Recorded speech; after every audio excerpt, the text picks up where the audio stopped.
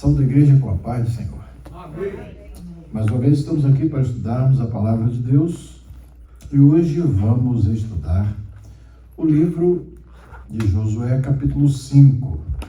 Estamos nos preparando para entrar naquele episódio da batalha mais conhecida da Bíblia, né? A batalha que no capítulo seguinte nós vamos estudá-la. E o capítulo 5, ele se coloca numa posição intermediária. E é uma posição que nós poderíamos até classificar como sendo um anticlímax. Por quê? Anticlímax. Por quê? Por que ele seria um anticlímax? De certa perspectiva. Que eles atravessaram o rio. O grande milagre já aconteceu. O rio foi aberto, eles passaram, atravessaram, estão agora, né, com uma impressão sobre os adversários, uma impressão sobre eles, que praticamente faz com que a vitória, se eles entram logo na batalha, seria imediata. Né? Mas há um anticlímax, e eles não entram logo na batalha. Josué não estabelece o batalhão para poder invadir a cidade de Jericó. Há uma pausa. Nós sabemos que os adversários estão apavorados com a travessia do Rio Jordão. Esta informação chegou em todos os cantos ali da Terra Prometida. Os amorreus e os cananeus, de um modo geral, eles já estão com esta informação, estão apavorados. Então, qual seria a estratégia de guerra do ponto de vista e da perspectiva humana? Atacar imediatamente. Eles já estão desfalecidos com a notícia. Então, agora tem uma cidade que é a primeira, na porta de entrada está Jericó. Então, a estratégia seria imediatamente atacar. Contudo, o capítulo 5 mostra que Josué circuncida os homens, celebra a Páscoa, para depois de receber uma informação importantíssima que até o momento ele não tinha tido esta oportunidade de ter, quem é que iria com eles, tá?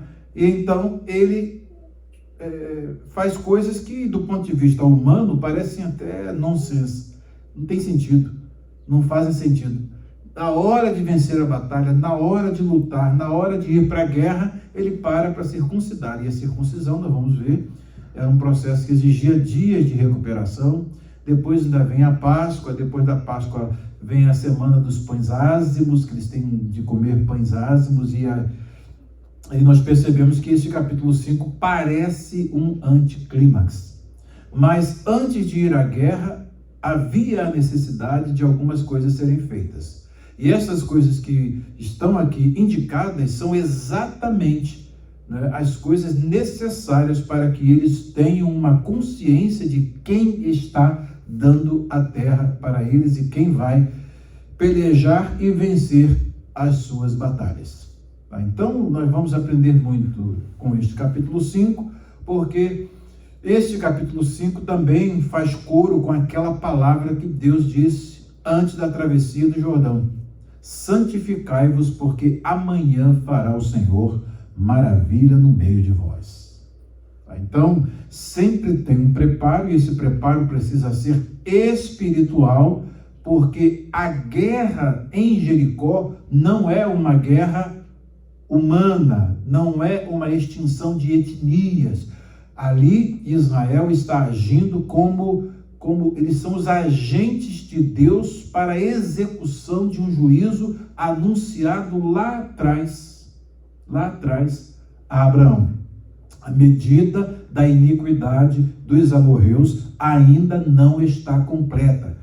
Passam aí uns 4 séculos a 5, tá, para que esta medida se completasse, e agora a entrada de Israel na terra prometida é a execução do juízo de Deus sobre o pecado destas nações, que praticaram imoralidades, bestialidades, praticaram o assassínio de crianças, colocando-as na oferta ao deus Moloque, sacrificando, queimando as crianças a Moloque. Então, todos esses pecados, tudo que se acumulou ao longo destes séculos, agora chegou o clímax, o ponto culminante, e agora eles vão sofrer o juízo de Deus. E Israel, por ser o executor desse juízo, do ponto de vista da Guerra Santa, que nós já explicamos para vocês, né? Do ponto de vista da Guerra Santa, eles são os executores de juízo de Deus.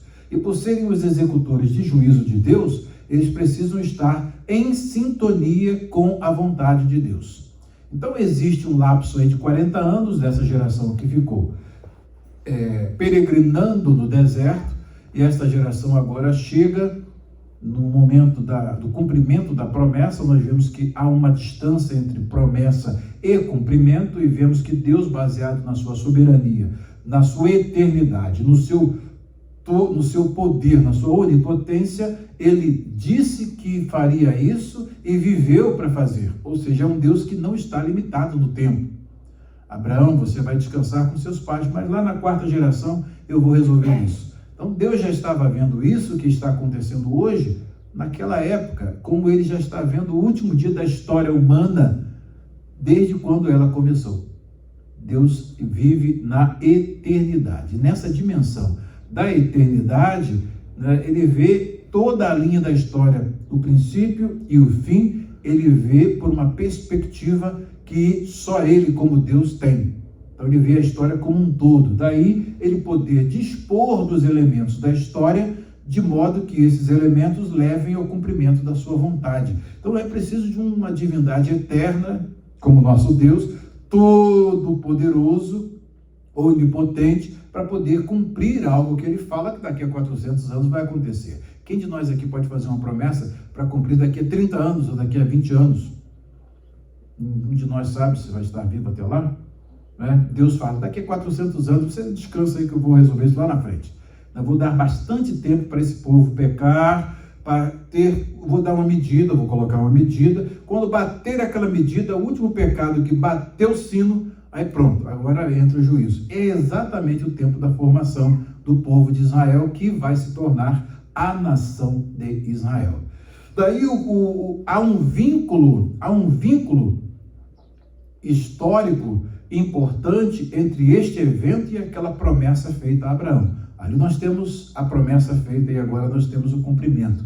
O que desqualifica esta nação, ou melhor, os representantes, esses homens que agora estão aí representando, homens e mulheres que estão representando esta nação que vai se formar, temos esse povo de Israel aqui, os filhos de Israel, o que o diferencia daquele a quem Deus fez um pacto e fez uma promessa? Nosso pai Abraão. Qual é a diferença?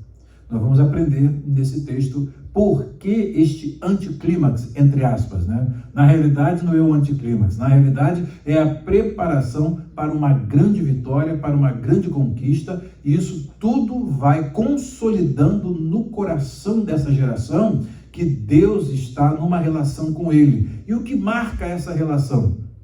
Qual o sinal externo desta relação pactual de aliança que o povo de Israel tem com Deus, que foi feita ao nosso pai Abraão? Capítulo 17 de Gênesis. Qual o sinal? A circuncisão. Tá? Então é a circuncisão, tá? É a circuncisão que faz esta grande, essa marca os machos, né, desta nação, que estarão, então, daqui a pouco entrando numa guerra para que eles possam realmente entrar na terra prometida, mas consciente de quê? Da aliança que eles têm com Deus. Deus estará envolvido em tudo isso, em cada passo, em cada momento, em cada estratégia. Tudo vai ser estabelecido por Deus. Ou seja, assim como Deus guiou Moisés no passo a passo, em tudo para poder chegar a este ponto, Josué prossegue nesta mesma linha e é orientado por Deus no passo a passo para obter essa vitória. E essa vitória não vai ser obtida através de uma estratégia humana, mas nós vamos ver que eles precisam, antes de tudo, de ter um preparo espiritual, para que nesse preparo espiritual eles possam vencer esta guerra, que é a guerra do Senhor. Daí nós percebemos que o livro de Josué, que fala de guerra, parece que não tem nada a ver conosco hoje. Ou é um livro que, do ponto de vista da inserção do cânon, ele tem muito a nos ensinar. Já temos aprendido algumas coisas.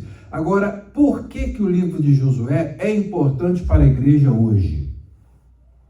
Por que o livro de Josué, que fala de guerras, que fala de batalhas, mas fala de algumas coisas que muita gente nem presta atenção, como o capítulo 5, por exemplo, de preparação espiritual para entrar na guerra, como isso tem a ver, o que isso tem a ver com a nossa experiência hoje como cristãos?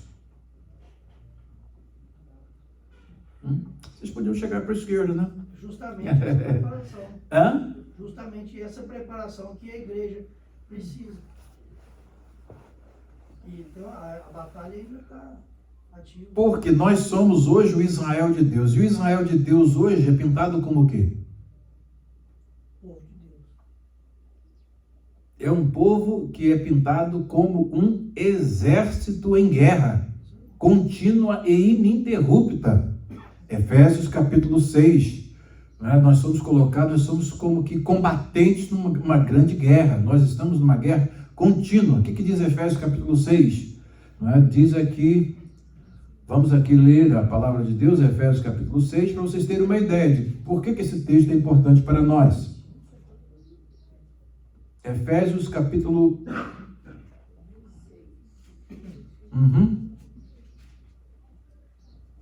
Por que é importante para nós? Efésios capítulo 6, nós vamos ver que o apóstolo Paulo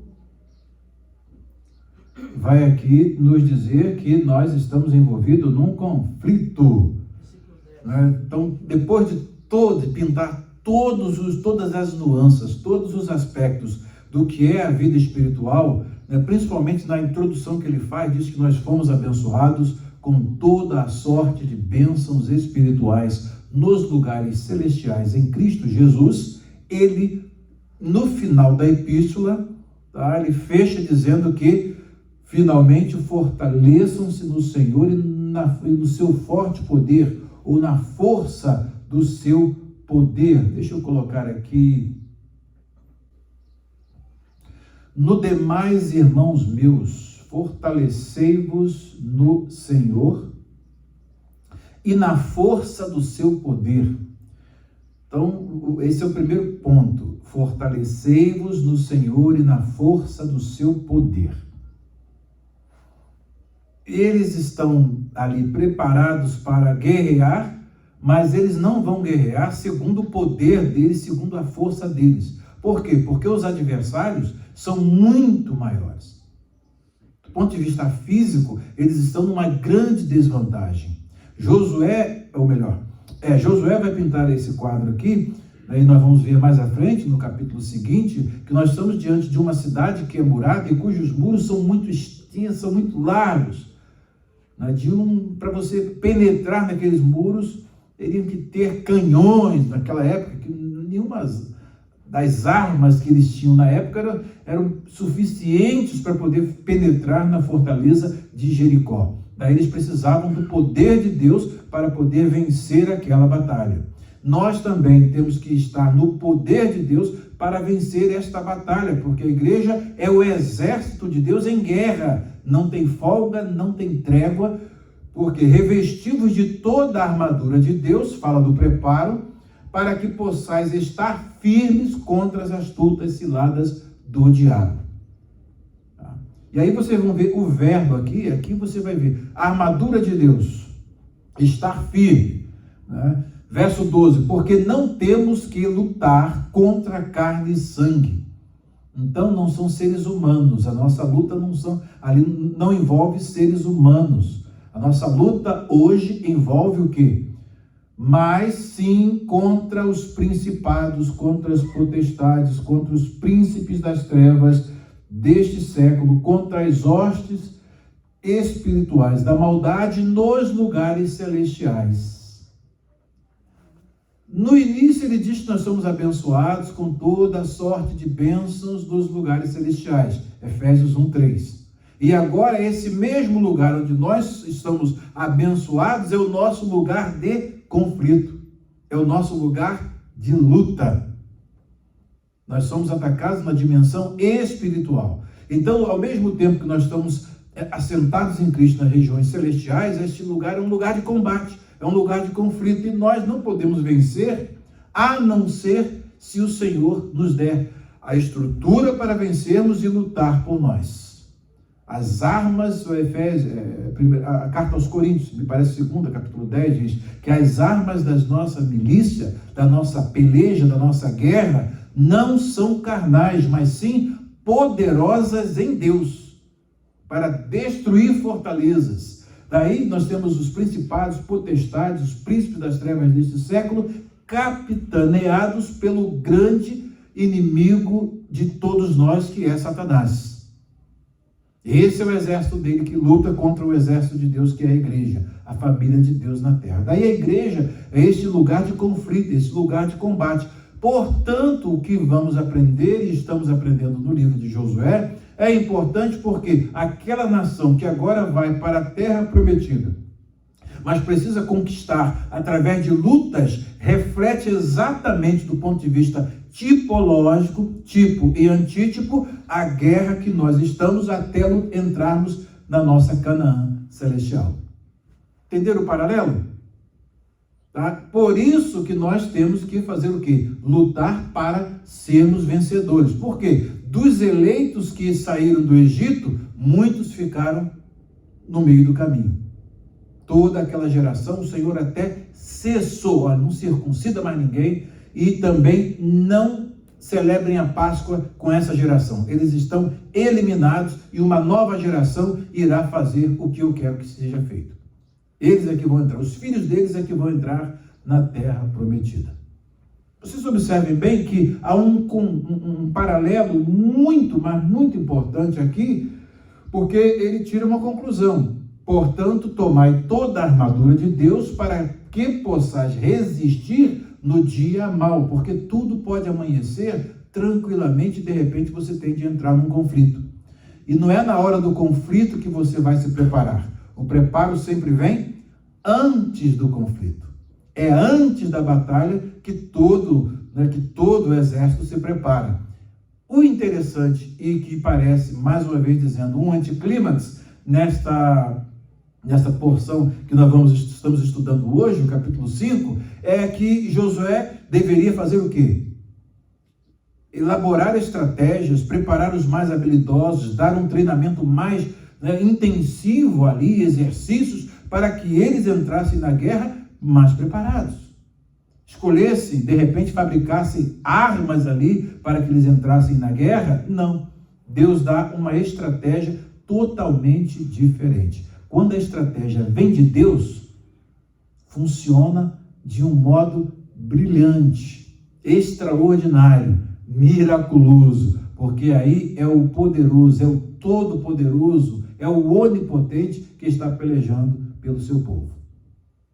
Tá? Esse é o grande segredo. As maiores batalhas que nós enfrentamos, elas podem e devem, aliás, elas podem não, elas devem ser vencidas no poder de Deus e não na estratégia humana. Por que a igreja não avança muito nos nossos dias? Porque deixa de mão esta orientação passo a passo que Deus dá. Quando se perde essa orientação passo a passo que Deus dá, o que acontece? A gente não sabe para onde está indo e onde quer chegar. E muitas das vezes estabelece estratégias que não são as estratégias de Deus. É como Deus fala assim: bem, Josué, você agora tem uma opção. Ou você anda por conta própria, ou você ouve o que eu vou te dizer para você. E o que eu vou dizer para você é algo totalmente absurdo. Do ponto de vista humano, é uma coisa estapafúrdia, sem pé e sem cabeça. Mas você crer, e o povo de Israel crer, que sou eu orientando, lá na frente vocês estarão com a bandeira da vitória. Tem um paralelo perfeito com a nossa história hoje. É exatamente, irmãos, o que nós vamos estudar e estamos estudando hoje.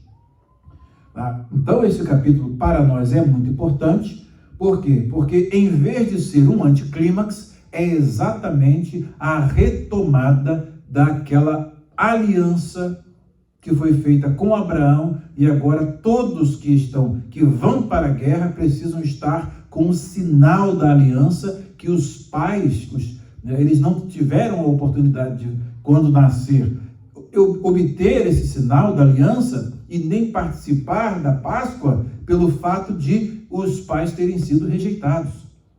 Então, depois desses 40 anos é que essa nova geração, que agora são os que estão preparados para ir para a guerra, eles vão obter o sinal que é o pacto, o sinal do pacto e o sinal que marca esta aliança de Deus com o seu povo, que foi dado lá atrás ao nosso pai, patriarca Abraão.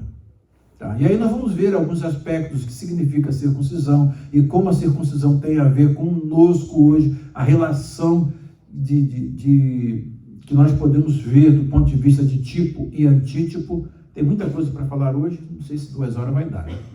Vamos ver. Eu acho que eu não vou falar 2 horas não, mas eu creio que com essa introdução já deu para ver que nós não estamos estudando um capítulo aleatório, né? E muito menos na nossa história atual, contemporânea. É um capítulo estratégico. Deus está falando coisas importantes para nós. Precisamos ouvir, aprender e colocar em prática o que nós vamos aprender hoje. Daí, depois de toda essa situação, vamos atacar. Deus, não, calma. Vamos aqui, tem alguma coisa que está faltando ainda. E aí parece que é o anticlímax, mas na realidade não é. É a preparação para uma grande vitória. E se prepare porque o capítulo 6 ainda é mais surpreendente, exigindo desse povo o quê? Fé. Fé. Porque agora que era a hora, eles não param, não vai, espera. Tem algumas coisas que vocês precisam fazer. Então, eles têm de ter fé e obediência e submissão, e a circuncisão marca exatamente isso, conforme nós vamos ver que isso é explicado em Deuteronômio, como nós já vimos. A circuncisão é um sinal exterior de algo que Deus quer que exista e seja operado no interior de cada israelita, indicando que eles têm de se arrepender dos seus pecados, das suas faltas e se submeter exclusivamente ao Deus a quem eles estão aliançados. O que Deus disse para Abraão, agora diz para essa geração: anda na minha presença e ser perfeito. Tá? Essa introdução eu creio que já é importante.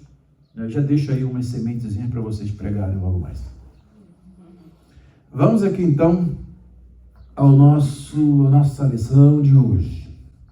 A primeira pergunta é a seguinte: o que os povos amorreus e cananeus sentiram ao saber que o Jordão tinha se secado diante de Israel, e como ficou o coração de todos eles? Então, exatamente essa informação vem depois da passagem, né, que quando eles passam o Jordão, a notícia chega e se espalha aquela multidão, 1 milhão de pessoas, e do outro lado do Jordão, já estão já estão ali dentro da cidade, praticamente, né? Nas portas da cidade. Eles são uns 3 quilômetros da cidade de Jericó, nas Campinas. Eles estão ali num lugar que todos não podem ignorar as suas presenças. Principalmente os das montanhas, né? Que vão ali e já estão vendo, né, que não tem jeito. É importante dizer que eles estão agora naquelas partes que tem as montanhas.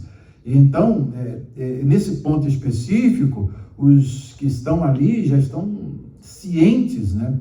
Eles já estão cientes de que o povo de Israel atravessou. Versículo 1. Sucedeu o quê? Ouvindo todos os reis dos amorreus que habitavam desta banda do Jordão ao ocidente, e todos os reis dos cananeus que estavam ao pé do mar, que o Senhor tinha secado as águas do Jordão de diante dos filhos de Israel, até que passamos. Observa bem que o narrador, ele está narrando um fato, mas o que ocorre, ele é uma testemunha ocular. Tá? Então ele é intradiegético, né? Ele está dentro da diegese, ele está dentro da narrativa, ele participou do evento. Então ele está falando de algo que ele experimentou. Tá? Então isso é muito importante. Até que passamos, derreteu-se-lhes o coração e não houve mais ânimo neles por causa dos filhos de Israel. Então, qual é o efeito, o impacto disso sobre a vida deles? Nós temos aqui, eu coloquei essa versão que eu gosto muito dela, a nova versão transformadora. Nova versão transformadora. O estado de espírito. Então, o texto pode ser dividido em 4 partes. A gente pode dividir o texto aqui em 4 partes. A primeira parte é o estado de espírito das nações. Quando todos os reis dos amorreus, a oeste do Jordão. Então, vocês lembram aqui? Vamos ver aqui o nosso mapa. Vamos ver aqui o nosso mapa. Vamos pegar aqui o Roman.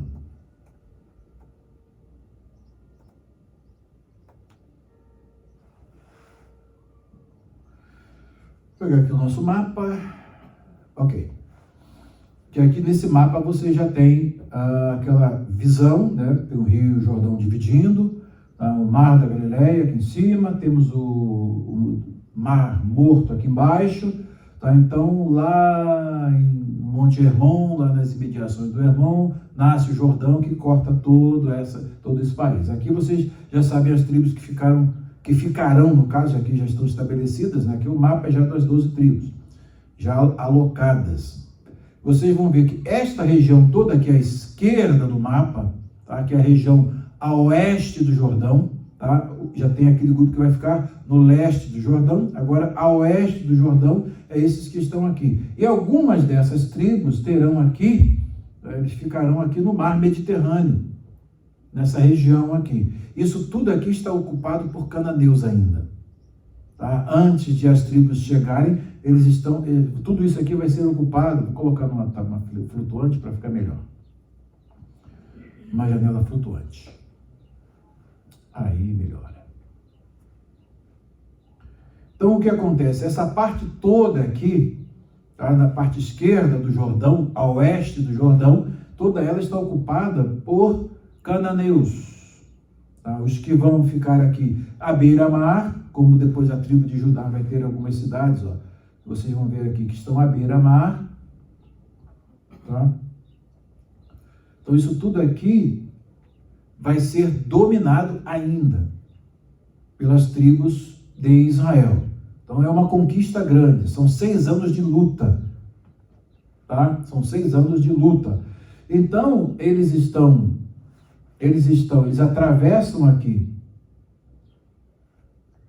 Eles atravessam aqui estão aqui nas proximidades de Jericó, tá? E aqui vocês vão ver que eles estão em Gilgal, tá? Vocês vão ver o significado de Gilgal hoje, Gilgal, né? Vocês vão ver o significado. Então eles estão numa posição em que eles têm tudo isso aqui para conquistar. Então é uma guerra que vai levar muitos anos de batalha. São muitos anos de batalha. Não é uma batalha para um dia ou 2, não. São muitos anos de batalha até conquistar tudo isso aí.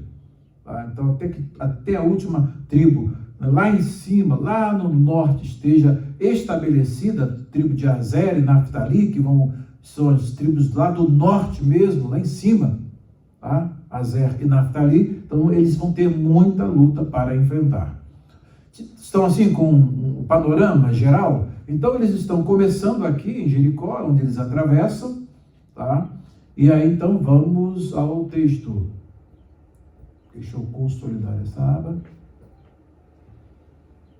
Ok.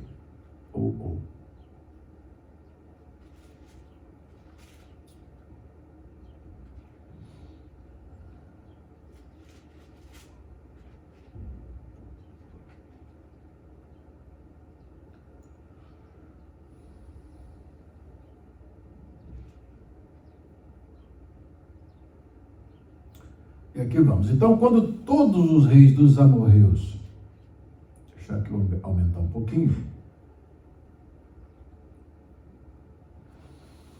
a oeste do Jordão e todos os reis cananeus que viviam junto ao mar.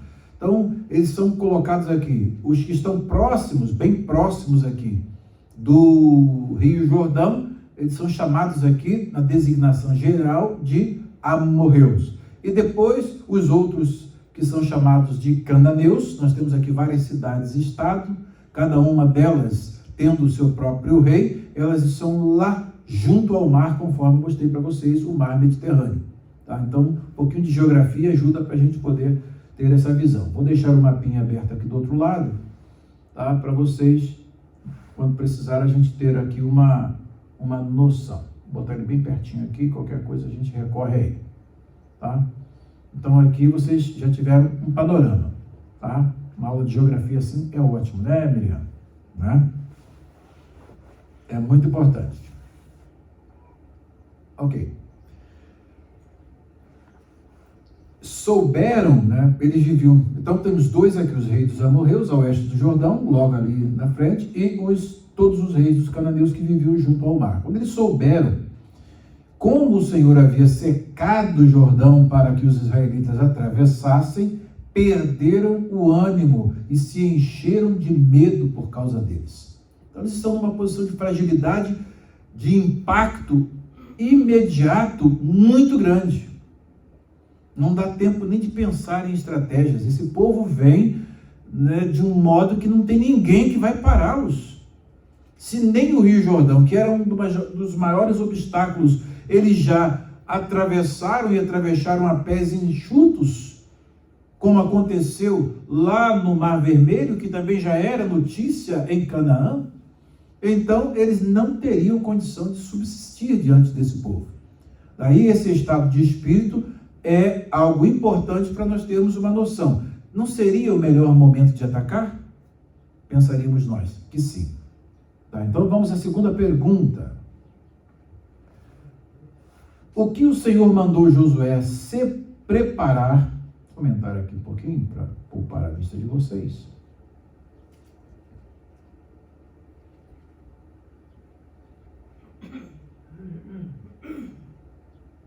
Agora o pastor Paulo não vai dizer que não está enxergando, não é possível, hein? No momento deles lá, eles estavam com o coração desmaiado de terror da travessia deles lá. Era o momento deles avançar, porque eles estavam fracos, né? Mas não era a hora ainda. Aí o que o Senhor mandou Josué preparar e o que o Senhor mandou que Josué fizesse e que nome foi dado àquele lugar por ter sido feito isso? Então deixou aqui uma incógnita que nós vamos responder dos versículos 2 e 3. Tá? É interessante aqui até a expressão que foi usada aqui no versículo 1, quanto à questão do que aconteceu com eles, né? Diz que eles se derreteram, né? Vaimas levavam. Eles se derreteram no seu coração. Aí também diz aqui, velo hayavam od ruach, e não havia mais neles espírito. Né? Então indicando aqui que o ânimo deles, né, foi totalmente perdido. Então essa expressão hebraica que literalmente se derreteram no coração, o coração se derreteu, é uma expressão idiomática e quer dizer que eles perderam todo o ânimo.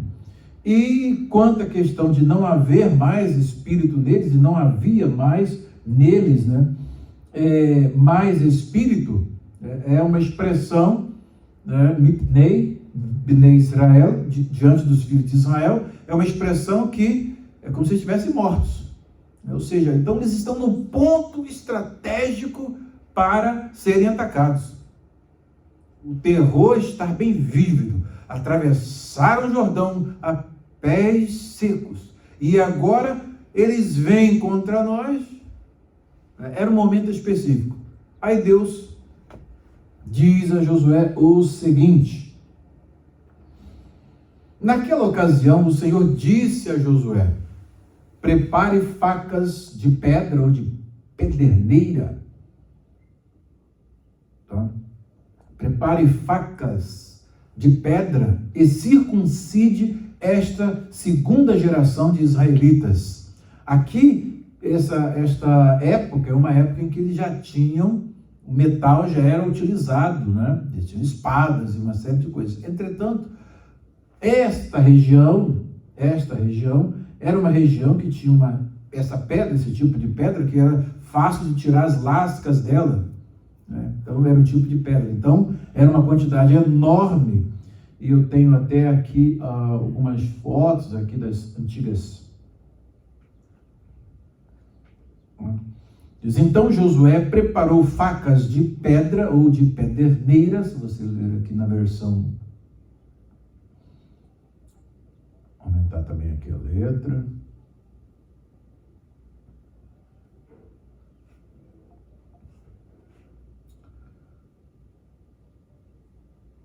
Tá.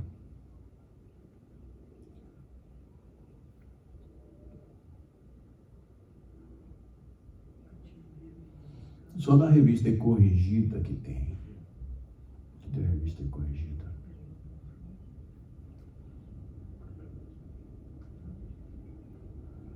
A revista Corrigida traz esse termo. Não, está atualizada. Cadê a? Aqui.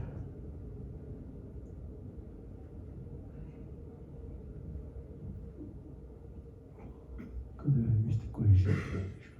Atualizada. Revista atualizada. DRC.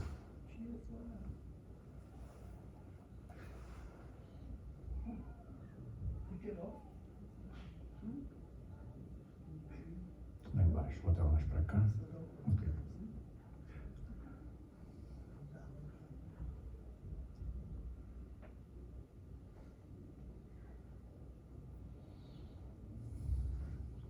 Uhum.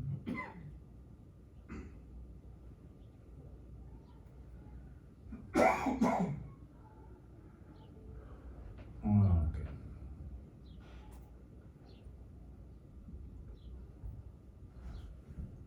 Uhum. Aí nós temos aqui os versículos 2 e 3. Versículos 2 e 3.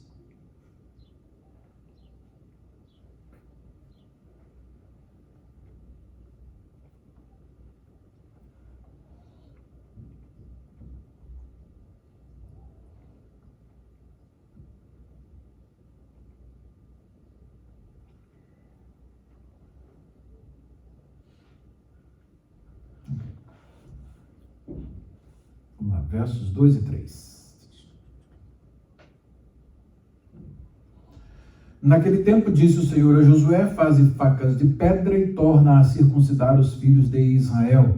Então Josué fez para si facas de pedra e circuncidou os filhos de Israel em Gibeate Aralote.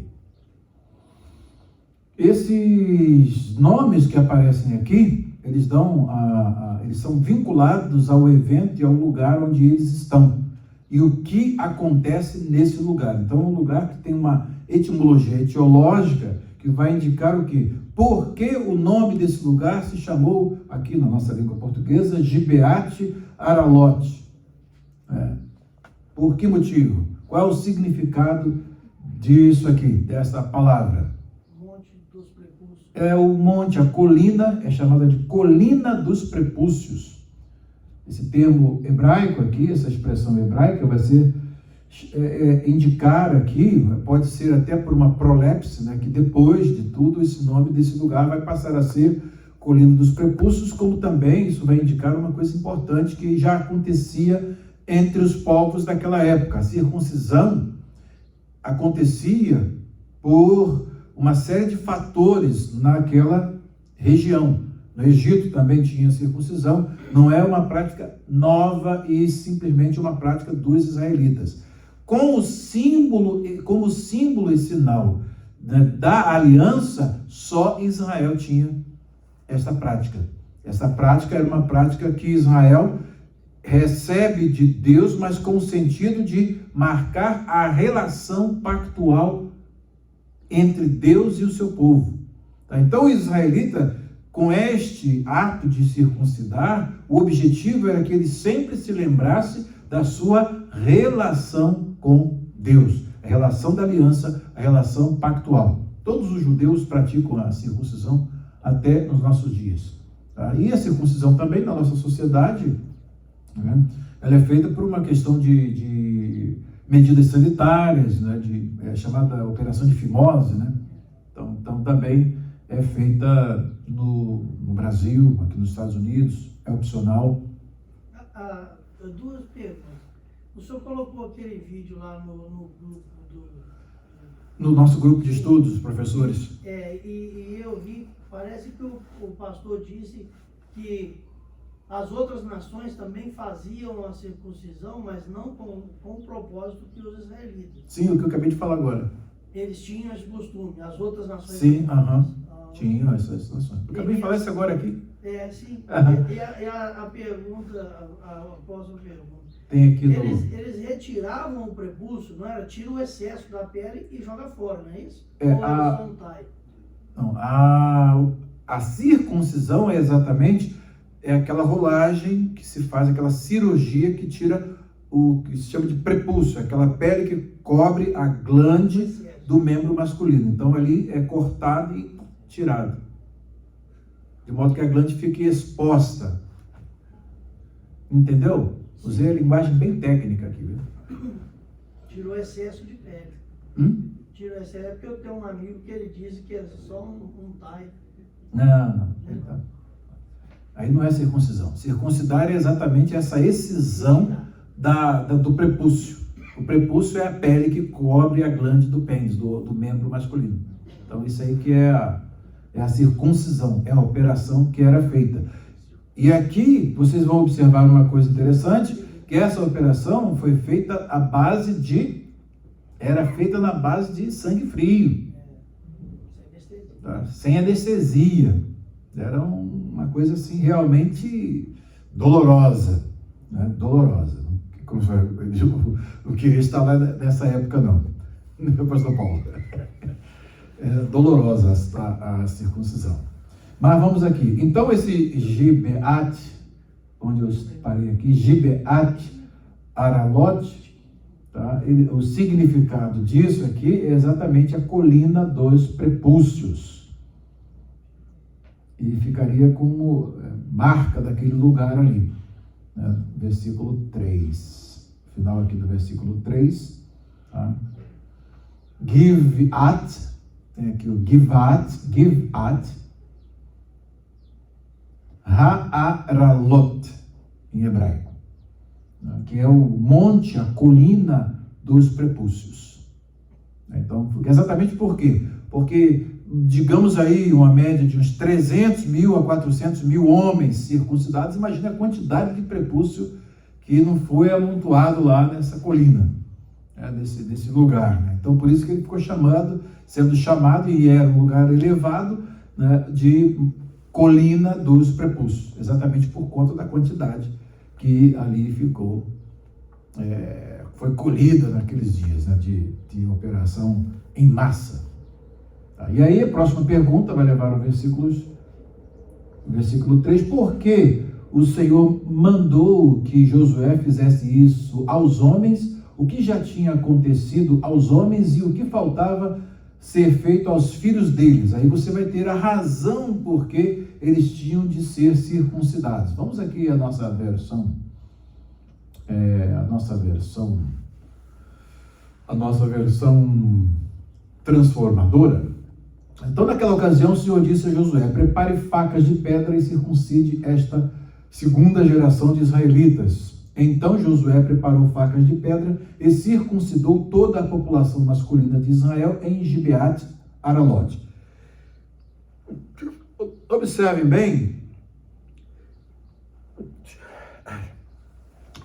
bem que não foi Josué sozinho que fez toda a circuncisão de todos aqueles indivíduos. Imagine quanto tempo ele ia levar para circuncidar 300, 400 mil homens.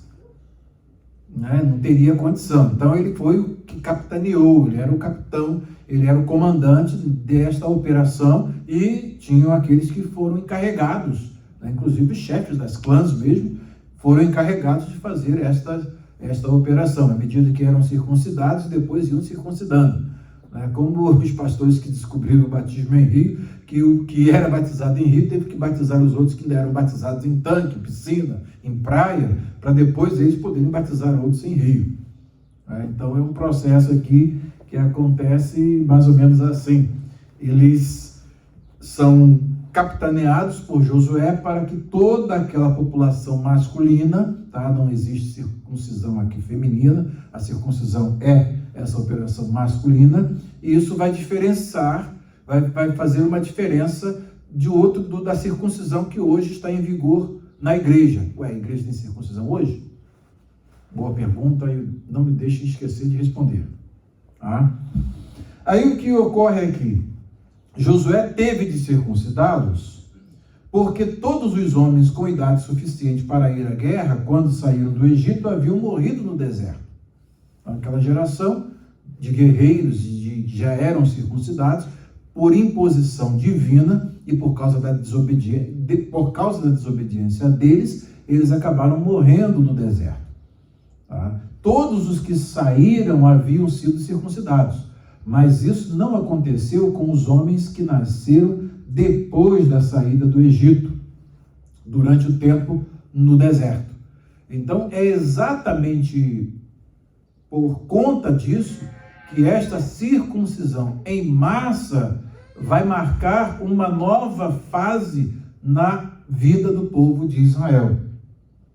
Então, essa é uma marcação importante, é um evento importante, porque vai marcar uma transição, é um restabelecimento das orientações pactuais, de que eles estão em pacto, em aliança com o Senhor. E eles não poderiam ir para a guerra, para entrar na terra prometida, incircuncisos. Incircuncisos. Dentre todas as nações, sabemos que uma delas, que eram os filisteus, eles realmente não se circuncidavam.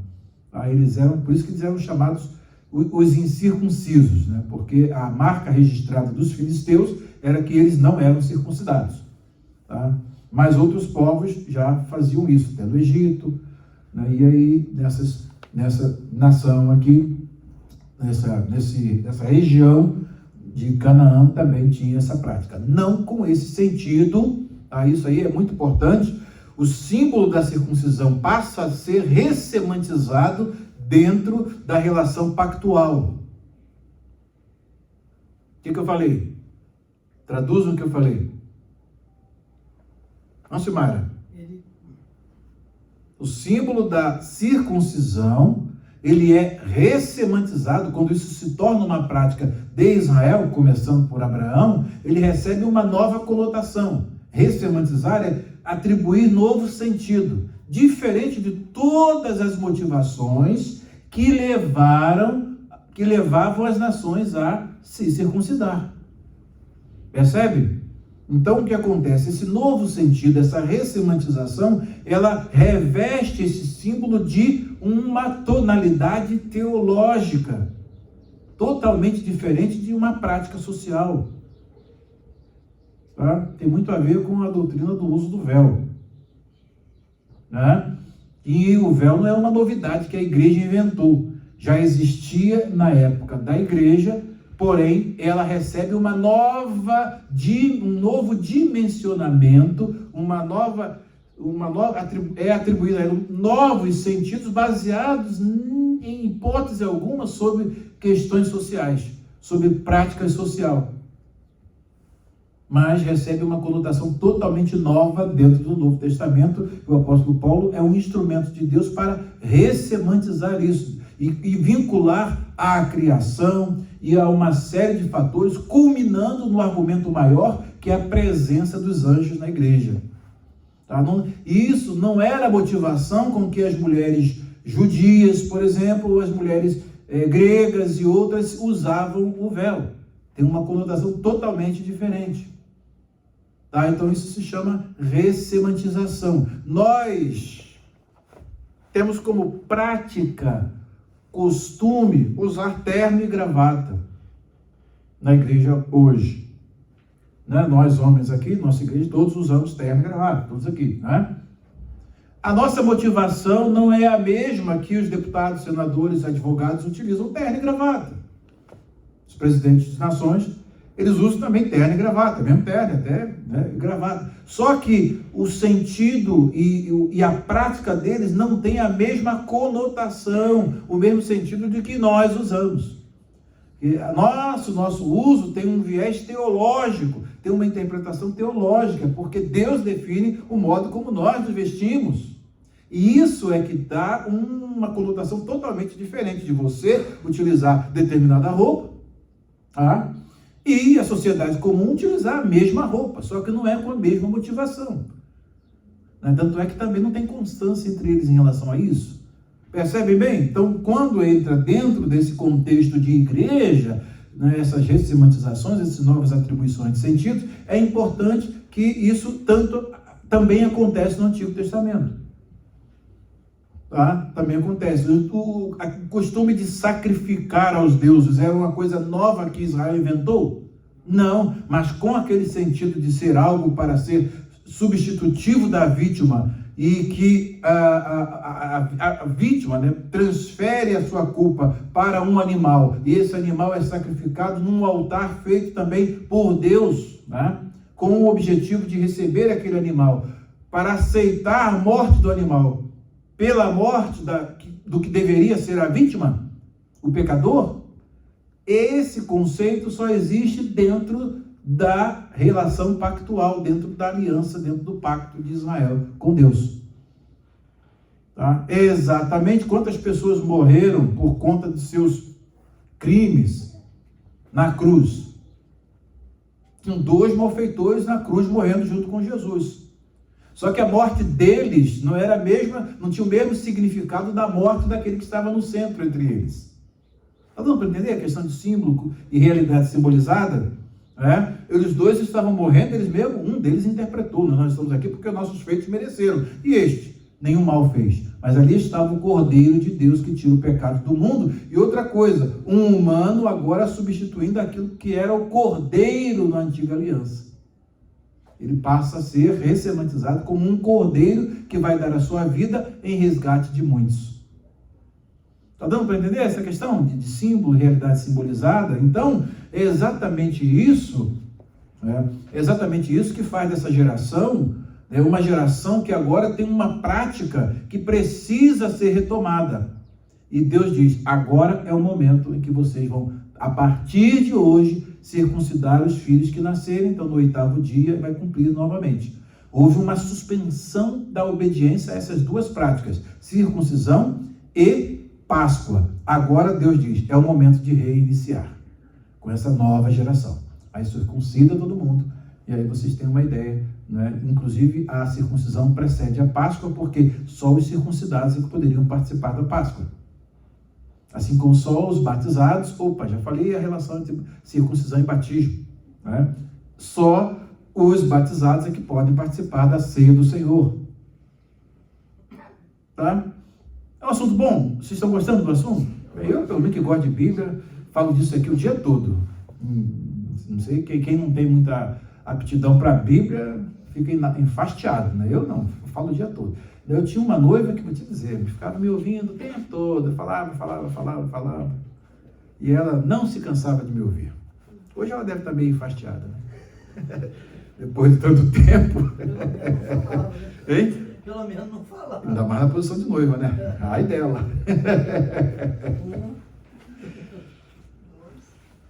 Mas eu gosto, gente, eu gosto de Bíblia. Eu amo Bíblia, viu? E livro gostoso esse tal de Bíblia, viu? É muito bom. Lembra do Paulo? É livro gostoso esse, viu?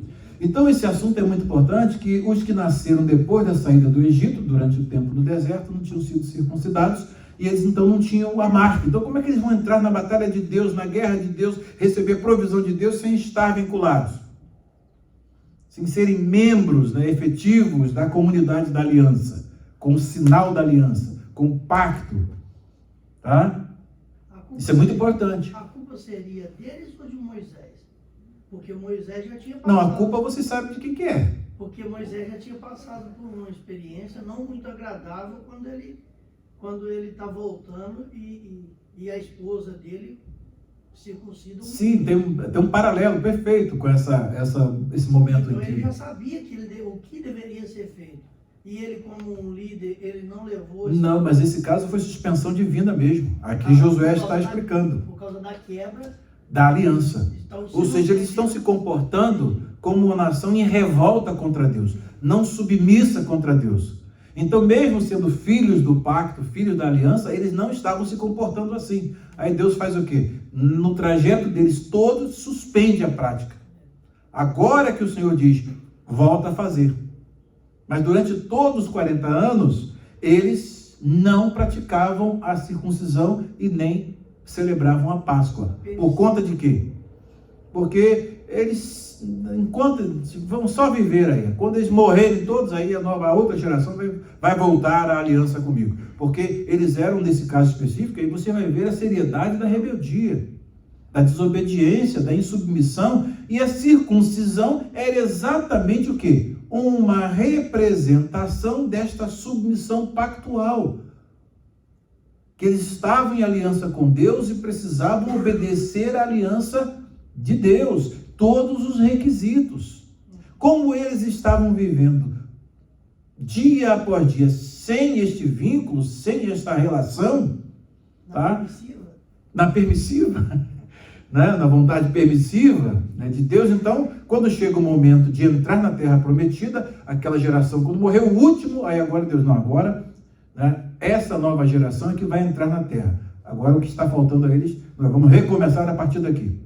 Tá? E outra coisa importante, esta saída do Egito, né, e agora a passagem do Jordão marca definitivamente a entrada deles na terra prometida.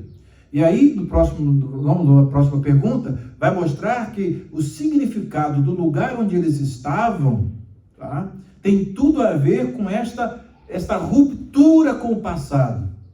O que era aquela geração escrava, aquela geração oprimida, agora, de fato, esta geração entra e tem a vitória que Deus prometeu lá atrás. Tá?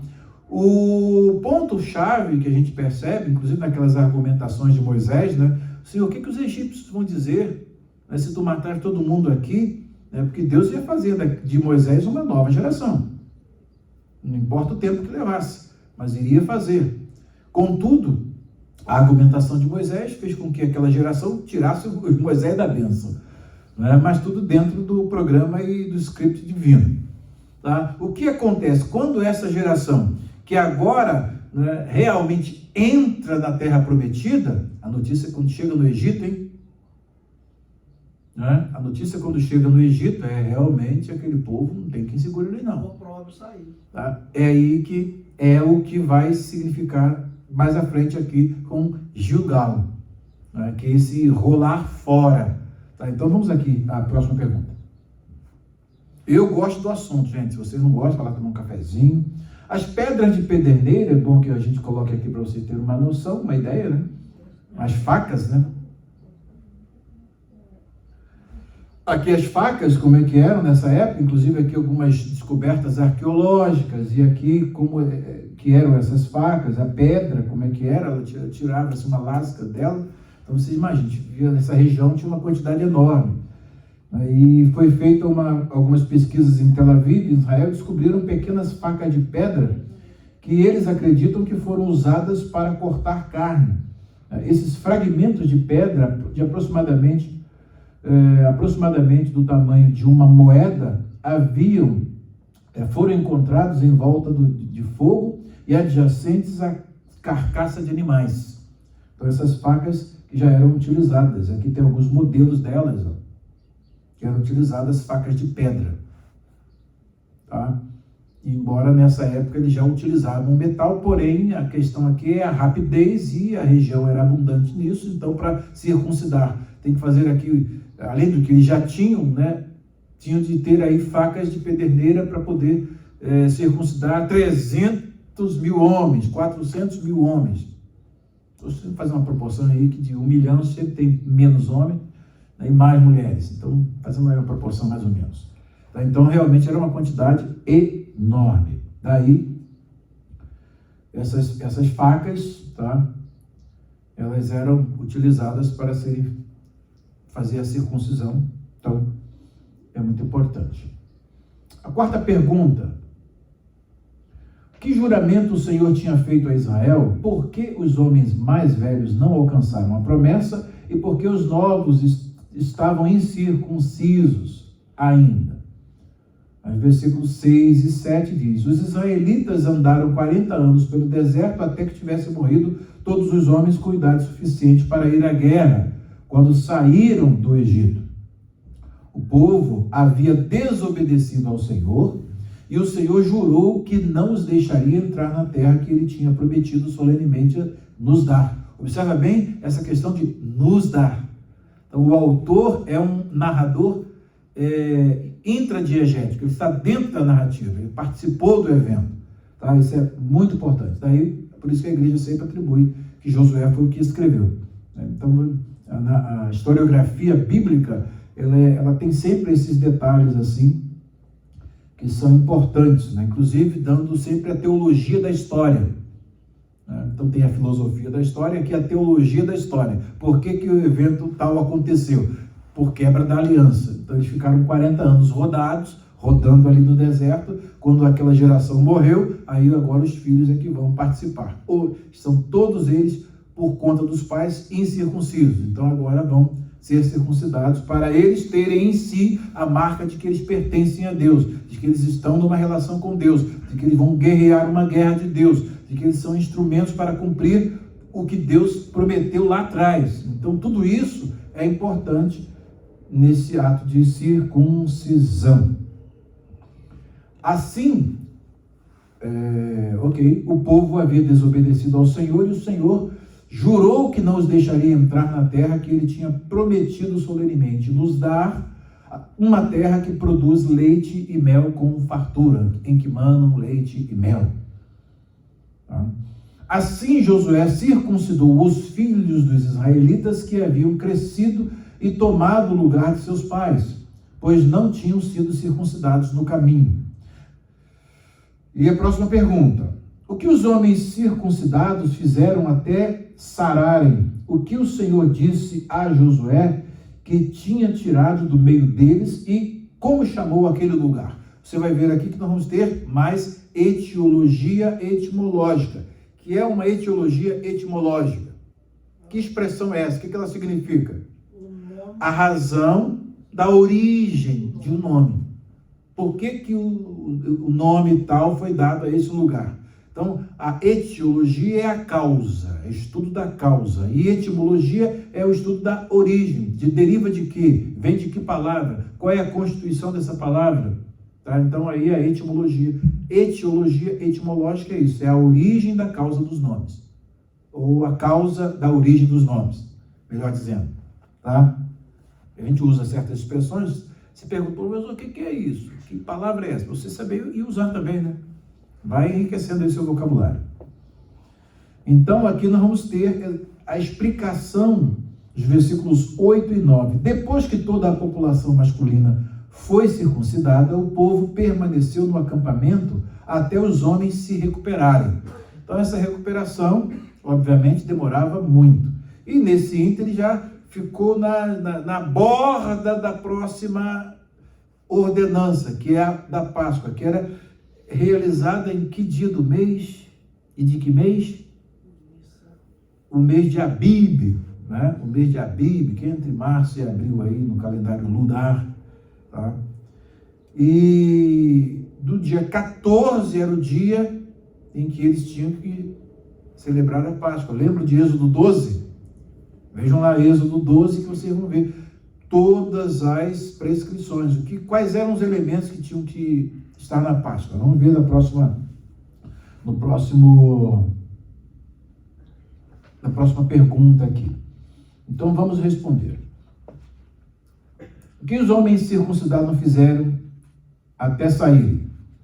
Então eles ficaram ali e permaneceram até que eles fossem recuperados, que estivessem recuperados. Então eles foram circuncidados e então o Senhor disse a Josué, Aí vem a explicação, e isso aí entra o que se chama de etimologia etiológica. Vamos aqui, versículos 5, 8 e 9 do hebraico.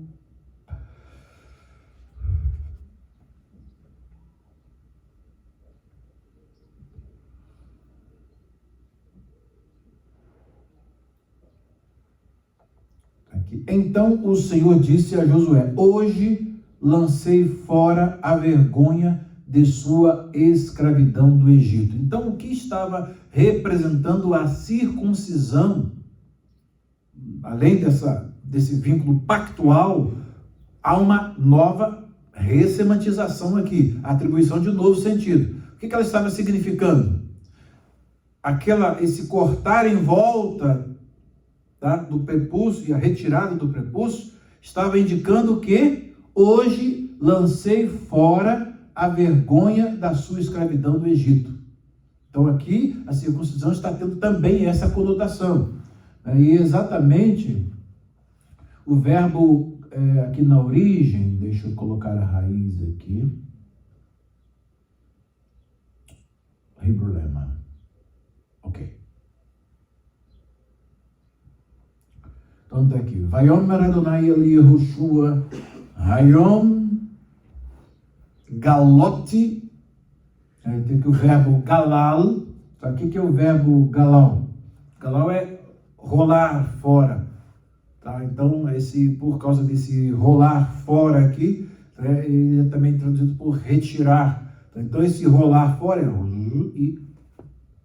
esse movimento, tá? De rolar fora. Então, aqui, galote, e aí você vai ver aqui, né? Herpat, que é a vergonha, Mitzrayim, a vergonha do Egito. Tá? Então, aquela vergonha que eles passaram, toda aquela humilhação, agora, quando eles passam o Jordão, se assentam ali para começar a batalha, tá? Mas tem essa preparação e esse ato está indicando este rolar fora, tá? Galote, tá? Esse rolar fora, o prepúcio, indicando o quê? Que agora, pronto, a vergonha do Egito foi lançada fora, e também se serve por um momento em que vocês vão ver a repercussão disso no Egito. Definitivamente, tudo que aconteceu conosco aqui não foi por um motivo que hoje a gente poderia dizer um motivo em vão. Se tivesse o povo todo não conseguisse chegar na Terra Prometida e não entrar na Terra Prometida, o que os egípcios poderiam dizer? Tinha tudo aqui e foi embora.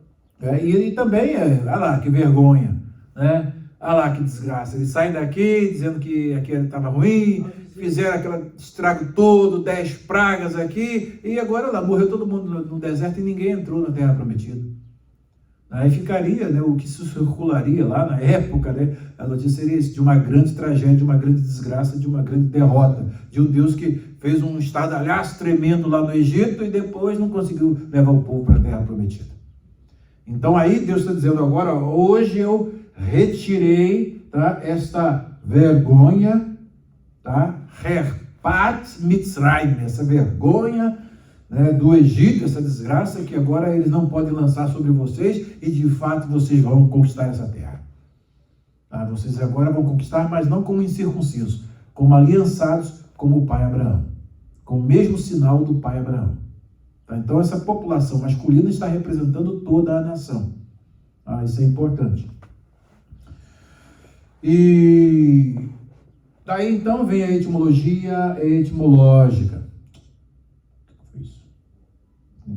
Factbook, não. Vem a etimologia etiológica aqui, olha. Já que você tem aqui galote, falei sobre shaked e shoked na aula passada, dos parônimos. Agora você tem galote, tá? Que a raiz aqui é galal, tá? Aí você tem uma formação de substantivo a partir do verbo, né, que leva ao surgimento da palavra rolagem, Gilgal. Né? Então esta palavra ela surge a partir do verbo galal. Então, como eu rolei fora a desgraça do Egito, então agora o nome desse lugar foi chamado de rolagem, tá? De Gilgal. Pegou bem? Galote, do verbo galal, galal também gera o Gilgal. São formas de formação de substantivos em hebraico. Já é uma matéria lá em morfologia hebraica que vocês vão aprender.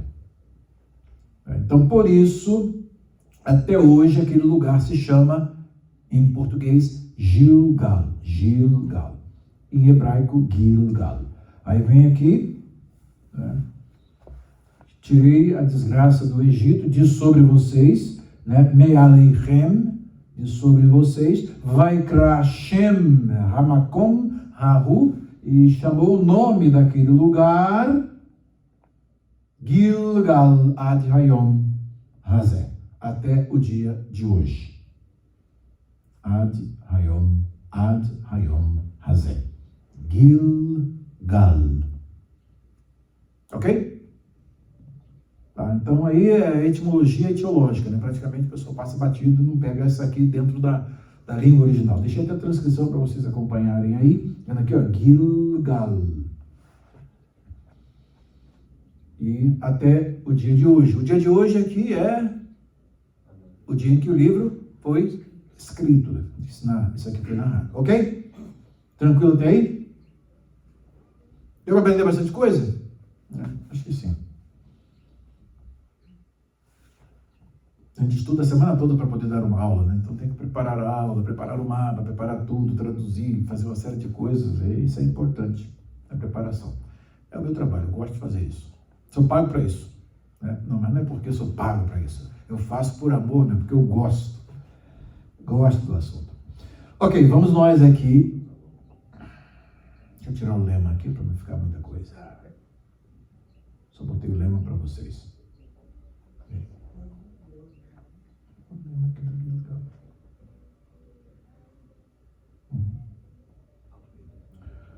Próxima pergunta.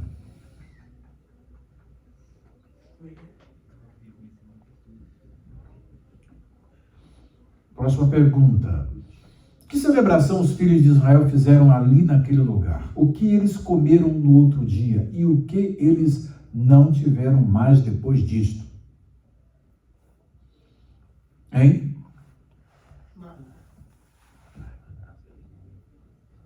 Então aqui os versículos 10 a 12. Enquanto estavam acampados em Gilgal, na planície de Jericó, os israelitas celebraram a Páscoa ao entardecer do 14º dia do primeiro mês. Então, o primeiro mês do ano, Deus deixa exatamente para no primeiro mês do ano, tá? No 14º dia, eles celebrarem a Páscoa. Então, primeiro foram circuncidados, depois a Páscoa. Primeiro o batismo e depois a ceia. Tá? Para participar da ceia tem que ser batizado, tem que ser membro da igreja, não pode dar ceia para qualquer um. Né? Então porque está todo um preparo, que o apóstolo Paulo explicou direitinho, nós sabemos muito bem.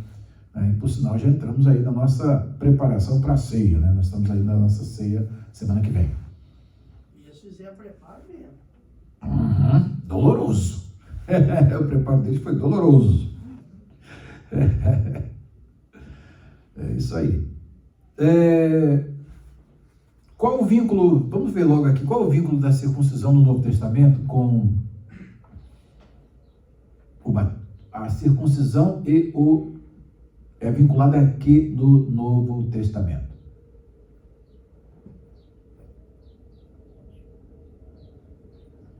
Romanos, capítulo, vamos ver aqui. Epístola do apóstolo Paulo aos Romanos, quando a circuncisão recebe uma nova, os judeus e a lei, ok. Quando a circuncisão recebe aqui uma interpretação muito importante, que é o cumprimento daquilo que, no capítulo 10, versículo 16 de Deuteronômio, leiam aí, 10, 16 de Deuteronômio, a circuncisão tinha um sentido, tinha ela simbolizava alguma coisa além daquela operação física que era feita.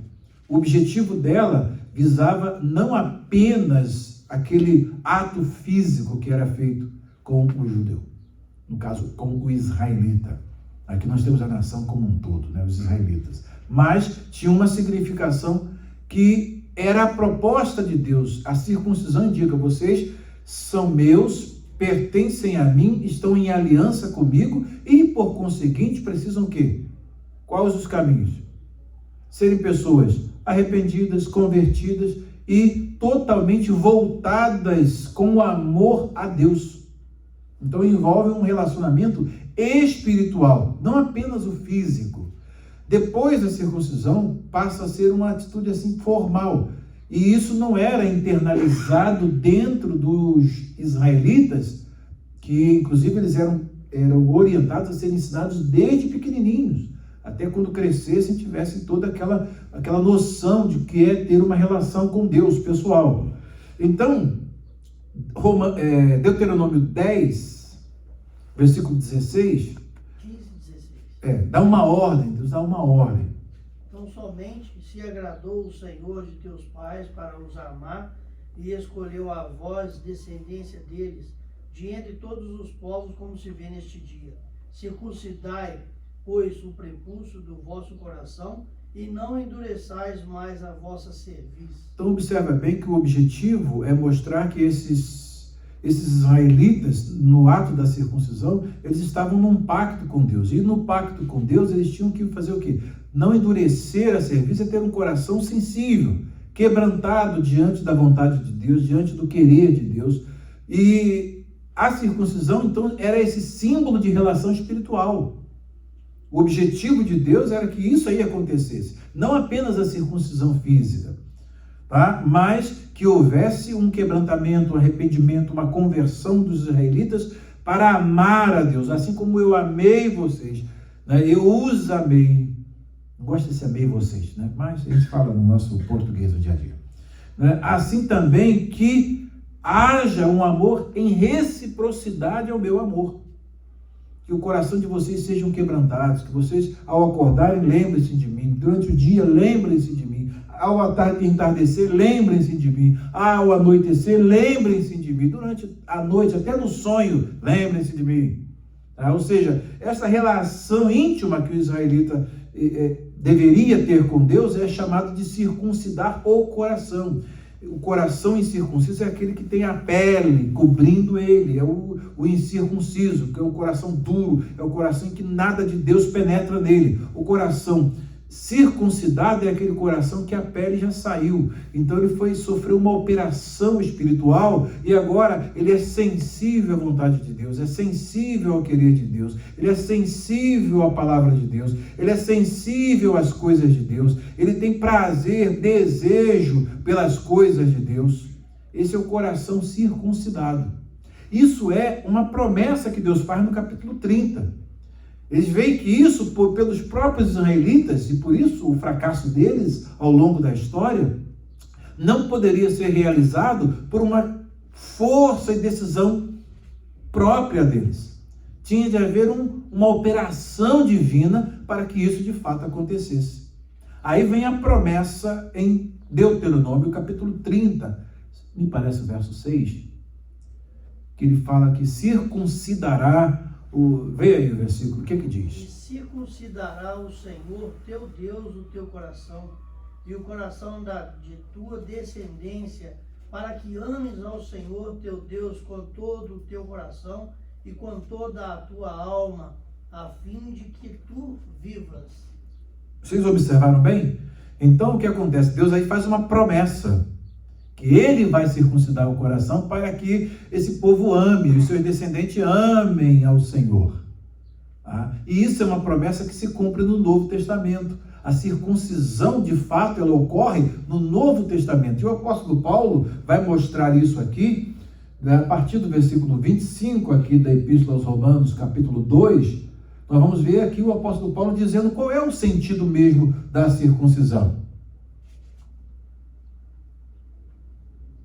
A circuncisão tem valor se você obedece à lei.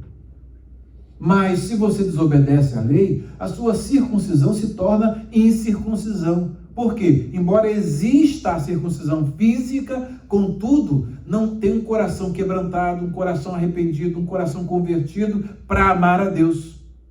Daí é algo simplesmente formal. É o membro da igreja de carteirinha, que não tem experiência com Deus. Às vezes é criado na igreja, mas não tem experiência com Deus. Ouve falar, mas qual a experiência pessoal que tem com Deus? Então é exatamente isso que o apóstolo Paulo está dizendo. Vocês são judeus, tudo bem, vocês estão aí fazendo todas as práticas da lei, até excedendo, mas quando você desobedece a lei, você está se tornando um incircunciso. E é por isso que os gentios blasfemam de vocês. Vocês estão sendo uma contradição de termos. Aí o apóstolo Paulo disse: se aqueles que são circuncidados obedecem aos preceitos da lei, que era o que eles sempre quebravam a lei, isso era uma regra básica e fundamental, não tinha como não quebrar, por isso o sistema de sacrifício, tá? Não serão eles considerados circuncidados. Então quem obedece à lei é circuncidado no coração, é o que ele vai dizer mais à frente, né? Porque é uma circuncisão que está, o que? A circuncisão marca a relação pactual, e a relação pactual se dá o quê? Através da obediência aos pactos, aos preceitos da lei de Deus. Quando há essa quebra, então, quem é circuncidado e obedece à lei, o que não era uma regra, né? Sempre tinha as exceções, então esses eram chamados de circuncisão. Agora, veja bem, aquele que não é circuncidado fisicamente, mas obedece à lei, condenará você que, tendo a lei escrita e a circuncisão, é transgressor da lei. Então, todos aqueles circuncidados que quebravam a lei, ao quebrar a lei, ele era um incircunciso. Por quê? Tinha circuncisão física, mas não tinha circuncisão no coração, para amar ao Senhor e obedecer os seus preceitos e fazer a sua vontade. Bem, isso é um problema intrínseco que, do ponto de vista antropológico, isso começa no Éden, com a queda dos nossos pais. Isso afeta a nação de Israel e só é resolvido com a vinda de Jesus. Aí Jesus vem realmente trazer para nós a oportunidade de uma circuncisão real no coração. A nossa identificação com Cristo na sua morte, no seu sepultamento, na sua ressurreição e ascensão aos lugares celestiais, isso se torna a circuncisão de Cristo, que é ilustrada pelo batismo. Tá? Então essa união espiritual, essa operação que o Espírito Santo faz no coração daquele que crê em Jesus e é justificado, tá? E recebe o Espírito Santo em si, essa é a operação verdadeira e ocorre de fato no Novo Testamento e alguns casos esporádicos no Antigo Testamento, como um uso em antecipação da bênção do Novo Testamento, da Nova Aliança. Melhor Nova Aliança do que Novo Testamento, tá? Novo Pacto. E aí diz: não é judeu o que é apenas exteriormente, nem é circuncisão a que é meramente exterior e física. Não, judeu é quem o é interiormente, e circuncisão é operada no coração, pelo Espírito, não pela lei escrita. Para estes, o louvor não provém dos homens, mas de Deus. Então hoje nós temos essa operação, essa circuncisão, que não está limitada, nem apenas é destinada aos membros masculinos da nova aliança. Mas agora todos nós, homens e mulheres, temos acesso a essa circuncisão que é feita não na excisão do prepúcio, mas no coração, pelo Espírito Santo. Então a regeneração, o nascer de novo, a transformação do nosso coração de pedra em coração de carne, tá? É exatamente o que o apóstolo Paulo diz ser o núcleo dessa nova relação, igualzinho ao pacto do Antigo Testamento, que tinha, na realidade, a antiga aliança tinha o objetivo de fazer com que isso, o judeu tivesse consciência da circuncisão que eu quero é do coração de vocês. Tá? E ele diz, vocês não vão conseguir, mas vai chegar o tempo em que eu vou circuncidar o coração dos vossos filhos, dos vossos descendentes, e aí então, circuncidando o vosso coração e dos vossos descendentes, eles vão me amar e obedecer a minha lei. É exatamente o que acontece na nova aliança. Agora, o Espírito Santo em nós é que nos dá a condição de nós obedecermos à vontade de Deus e fazermos aquilo que, por nossa própria determinação, nossa força da carne, ou até por o impulso do conhecimento da vontade de Deus pela lei, não temos condição de fazer. O que era impossível à lei, Romanos 8, visto que estava enferma pela carne, ou seja, a carne, ou seja, a natureza pecaminosa herdada na queda, impossibilita o cumprimento da vontade de Deus, naquele que está nela, totalmente na natureza humana. A regeneração em Cristo é que vai mudar isso. Deus enviando o seu Filho em semelhança de carne do pecado, pelo pecado, que foi todo projetado sobre ele ali na cruz, condenou o pecado na carne. Agora sim, como é que se vai fazer para tirar esse pecado da nossa natureza pecaminosa? Através do quê? Do Espírito Santo. E aí o que diz o restante do versículo? Condenou o pecado na carne. Para quê? Finalidade. A justiça da lei se cumprisse em nós, que não andamos segundo a carne, mas segundo o Espírito. Então, quem quer, por determinação própria, obedecer à lei de Deus, pode conhecê-la toda, mas sem o Espírito de Deus, sem nascer de novo, sem passar por esse processo de circuncisão do coração, não tem condição de agradar a Deus. Portanto, se torna inimigo de Deus.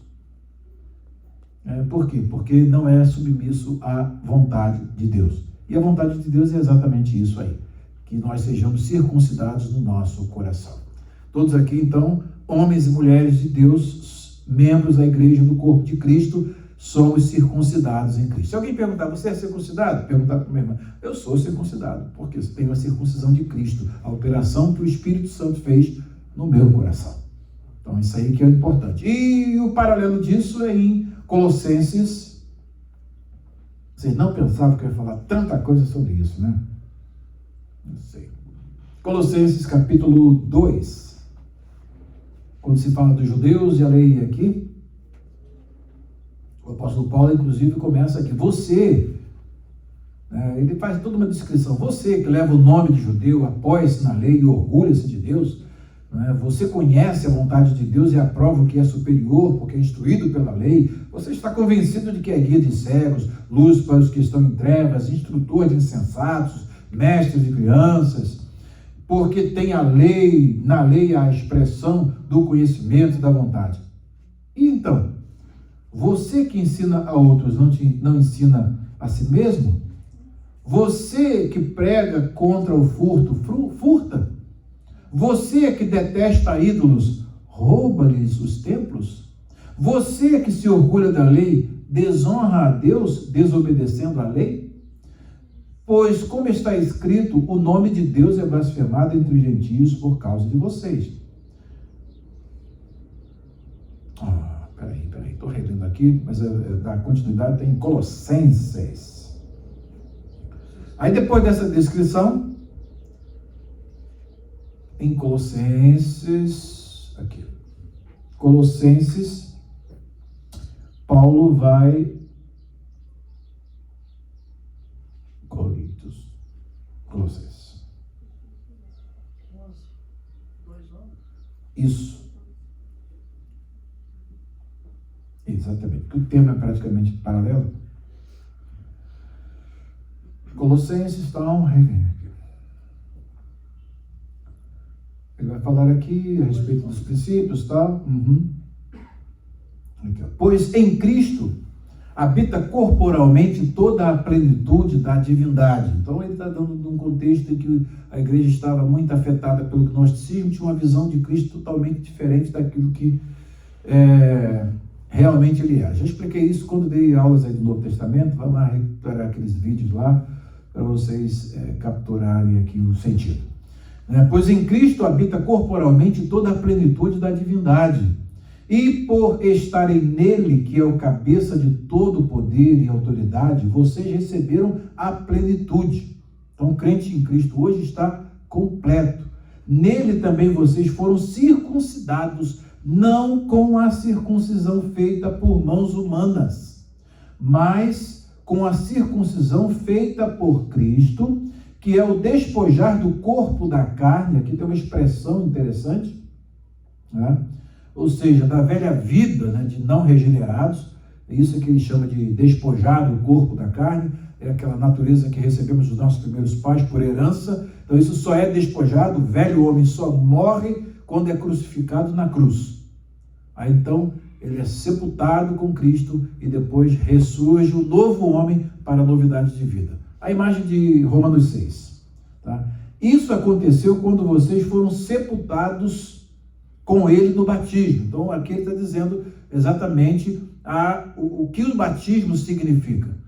Esse aspecto do sepultamento com Cristo. Por isso imersão, né? Vai sepultar debaixo de gotinha de água. Mas isso é uma discussão para uma outra hora. E com ele foram ressuscitados. Então a imersão, tá? É a mesma figura de Romanos 6. Foram ressuscitados mediante a fé no poder de Deus que o ressuscitou dentre os mortos. E aí ele vai dizer a questão do nosso passado e tudo mais, mas mostra exatamente que agora a circuncisão é exatamente a nossa identificação com Cristo, a nossa união com Cristo, que nos traz a regeneração e a excisão dessa pele que estava sobre o nosso coração. E agora nós temos um coração transformado, um coração que vence as contingências herdadas, né, dos nossos primeiros pais, para uma novidade de vida. Então é um coração que tem um novo norte, um novo comportamento e uma nova perspectiva. Tá? Então voltamos lá a Josué. Vem com Josué lutar em Jericó. Vamos nos preparando aqui para entrar no Josué em Jericó. Que personagem Josué viu quando viu perto de Jericó? Ou melhor, aqui nós, versículos 10 a 12, vamos prosseguir aqui. A pergunta: que celebração os filhos de Israel fizeram ali naquele lugar? O que eles comeram no outro dia e o que eles não tiveram mais depois disso? Nós voltamos para dar uma explicação em relação do batismo, né, que hoje substitui a circuncisão. Aí agora tem uma outra prática que vem logo após a circuncisão. Na tarde do 14º dia do mês, enquanto estavam acampados em Gilgal, tá, na planície de Jericó, os israelitas celebraram a Páscoa. No dia seguinte ao da Páscoa, dia 15, no caso, tá, nesse mesmo dia, eles comeram pães sem fermento e grãos de trigo tostados, produtos daquela terra. Então, o que acontece? Agora há uma transição na dieta alimentar deles. Um dia depois de comerem o produto da terra, o maná cessou. Quando eles começaram a comer do produto da terra, então o maná cessou. Eles saem do domínio do milagre para o domínio da providência. Tá? Então, olha, até aqui Deus fez o milagre de mandar comida. Agora a terra está aí, então extraiam dela e comam. Tá? Então Deus só faz milagre até esse dia específico. Dali para frente não precisa mais do milagre, porque eles já estão diante da providência. A terra tem o suficiente agora para eles comerem. É diferente do deserto. Ok? Então Deus só faz milagre até onde precisa. Quando é a nossa parte, nós temos que fazer. Então a gente não vai ficar agora, Senhor, manda dinheiro, manda dólar, né? E esperar chover dólar do céu. Não é assim que funciona. Né? Como é que se faz? Trabalho é a única forma de se obter dinheiro. Se bem que tem muita gente que pensa que a gente colhe dinheiro em árvore, né? Hora e sai para trabalhar. A hora e sai para trabalhar. Pensa que a gente colhe dinheiro e colhe dólar em árvore. Chega aqui, tira 100 dólares, aqui 50 numa árvore, né? E pronto. Estamos cheios de dólares. Né? Não sabe como é que é. Aqui tem dia que tem vez de trabalho, aqui não dá nem para suar, né? É porque o gelo, o frio, impede até de suar. Não é isso mesmo, evangelista Sérgio? Não dá nem para suar. É um dinheiro gelado. Então é obtido como trabalho. Então aí não vai orar para Deus fazer o milagre de mandar dinheiro, porque aí nesse caso específico temos o trabalho. Tá? Então nesse dia Deus cessa o milagre e eles vão viver pela providência. Igual na criação, paralelo com a criação. A criação foi milagre de ponta a ponta. árvore que de repente cresce adulta e fica adulta rápido, né? Um homem que nasce agora, mas já nasce adulto. Uma mulher que é tirada da costela dele, daqui a pouco é adulta. Então, são coisas assim, né? Num dia. Então, é um milagre. Depois dali, não, agora tem as leis naturais da providência. A providência agora, meu filho, vai lavrar a terra para você comer dela, e aí todas as leis que estão inerentes. Então, tem o milagre, a criação é o milagre, e depois tem a providência. Tudo aquilo que Deus deixa com as leis naturais, semente na terra, cada árvore vai crescer de acordo com a sua semente, e aí todos os animais vão gerar outros animais de acordo com a sua espécie, e por aí fora o homem vai também dar prosseguimento à humanidade, não com esse milagre de agora esperar Deus fazer mais o próximo filho de Adão e o próximo filho de Eva, e por um milagre. Não, agora tem um método natural de se fazer. Então aí é providência. Criação é milagre, providência daí para frente. Depois do 7º dia, vai a luta, meu filho. Então, é importante isso aqui. E a Páscoa tem um paralelo com o Novo Testamento. Qual? Um dia depois de comerem do produto da terra, o maná cessou. Já que não havia maná para os israelitas, e naquele mesmo ano, eles comeram do fruto da terra de Canaã. Okay? Qual é o paralelo entre Páscoa e? Entre Páscoa e? No Novo Testamento, isso é, vamos lá, tipo e realidade simbolizada. É antítipo. A ceia do Senhor. Então, a Páscoa é um tipo da ceia do Senhor. Já vimos Páscoa como tipo da ceia do Senhor. Tá? Quais os elementos que participavam da Páscoa? E o que ela indicava? Cordeiro, ervas amargas, pão ázimo, né? O ázimo, e tinha um método deles comerem, tudo já preparados, prontos para poder sair, né? Cajado na mão, tal, tudo aquilo. E o cordeiro assado, né? O cordeiro assado. Então esses eram os elementos da Páscoa. A Páscoa é ressemantizada no Novo Testamento. Ao instituir a Páscoa, Jesus institui ao instituir a ceia, Jesus institui numa refeição pascual. Tá? Então, quais os elementos da Páscoa que Jesus tira para celebrar a ceia? E leve em conta o modo como a ceia era celebrada no Novo Testamento. Tem uma evolução aí dessa celebração. Tinha um elemento a mais que agora participava da celebração, que é o vinho. Tá? Que em Êxodo você não vai ver. Mas depois há um desenvolvimento e o vinho passa a participar dessa celebração da Páscoa. Quais são os dois elementos que Jesus tira da Páscoa para celebrar a ceia e instituí-la? Não, ele tira de uma cerimônia e leva para outra. O pão da ceia, que é pão ázimo, e o vinho, é o fruto da vide. Então esses dois elementos que são tirados da Páscoa e passam a servir como elementos ressemantizados na ceia. Qual é a ressemantização que se faz? O cordeiro não existe na ceia, mas tem um cordeiro na ceia, que é o pão.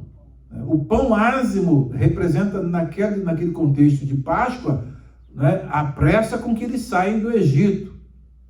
Tá? E tem que comer rápido ali, então não dá para fermentar.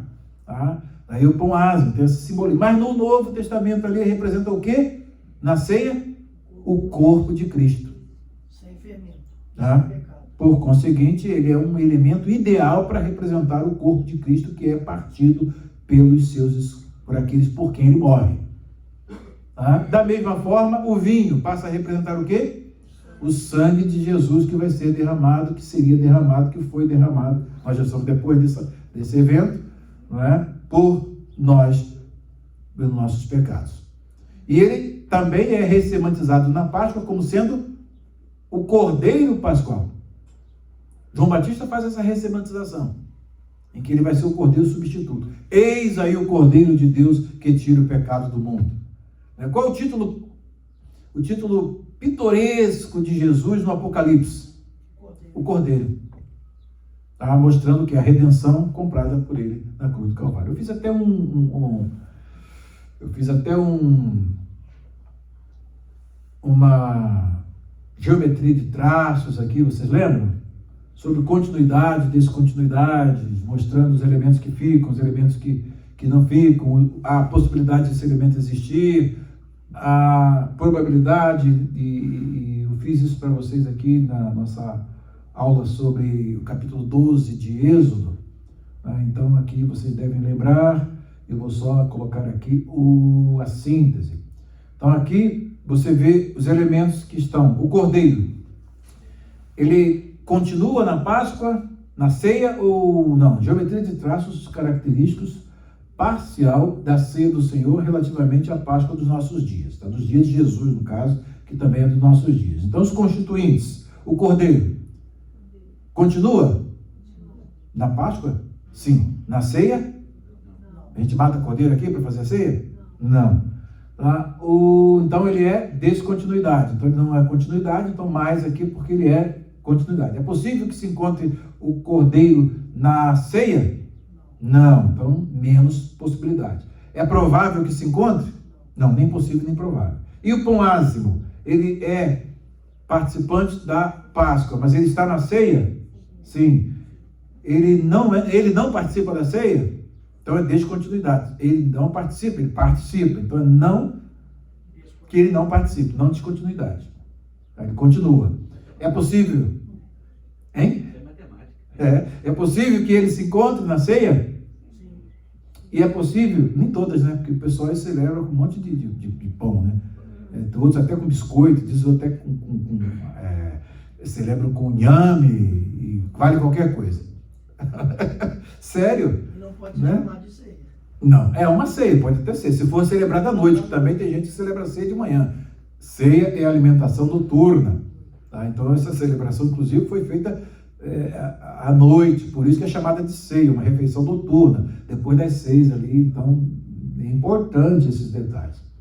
E é provável que o pão ázimo esteja na ceia, bem, quem quer obedecer o que o Novo Testamento ensina, e à luz do que foi o símbolo, né, o tipo, então o antítipo tem esses elementos. Bem, fazendo um quadro mais completo, aí vocês vão ver que os constituintes da Páscoa em relação aos constituintes da ceia. Então vamos lá. Traços constituintes. Cordeiro, continuidade, menos.